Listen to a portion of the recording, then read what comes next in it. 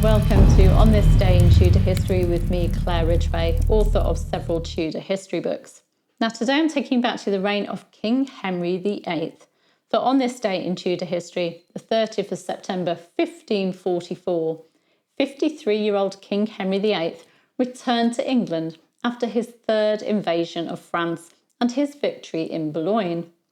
The French forces had surrendered on the 13th of September after a siege which had lasted from the 19th of July. This French campaign had been provoked by France helping Scotland against England, and the English king had allied with Emperor Charles V against France.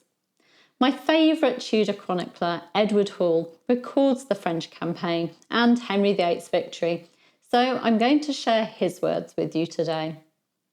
The 14th day of July, the King's Majesty in his royal person passed the seas from Dover to Calais, and the 26th day encamped himself before Boulogne on the north side, within less than half a mile of the town, where his grace remained till the town was surrendered to his Majesty, the which town he so saw assaulted and so besieged with such abundance of great ordnance that never was there a more valianter assault made.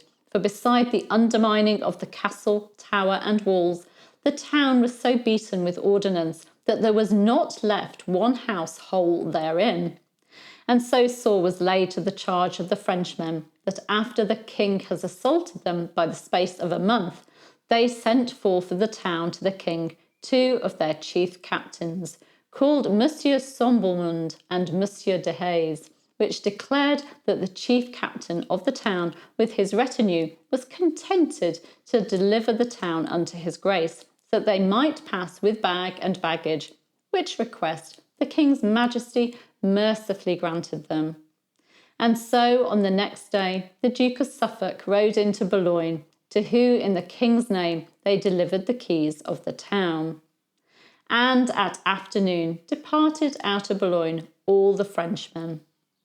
He goes on to say that in all 4,454 people came out of the town, beside a great number of aged, sick and hurt persons that was not able to go forth of the town, and that the last person to leave was the Grand Captain of Boulogne, which, when he approached near the place where the king stood, he alighted from his horse and came to the king, and after he had talked with him a space, the king took him by the hand, and he, reverently kneeling upon his knees, kissed his hand, and afterward mounted upon his horse, and so departed. Hall continued his account. The 18th day, the King's Highness, having the sword borne naked before him by the Lord Marquess of Dorset, like a noble and valiant conqueror, rode into Boulogne, and the trumpeters standing on the walls of the town sounded their trumpets at the time of his entering, to the great comfort of all the king's true subjects, the same beholding.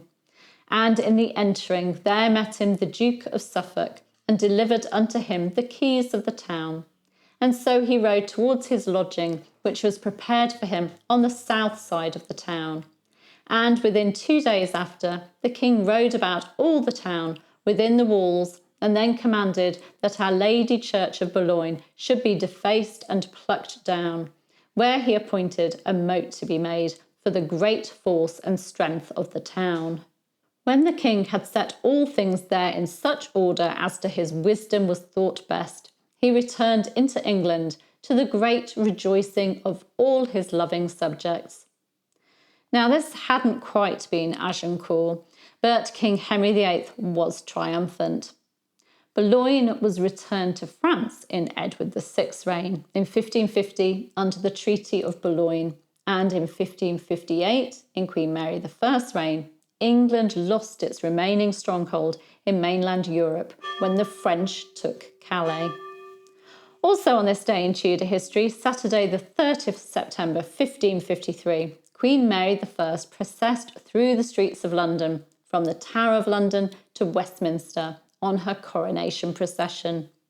The procession was 1.5 miles long and must have been such a spectacle for the citizens of London.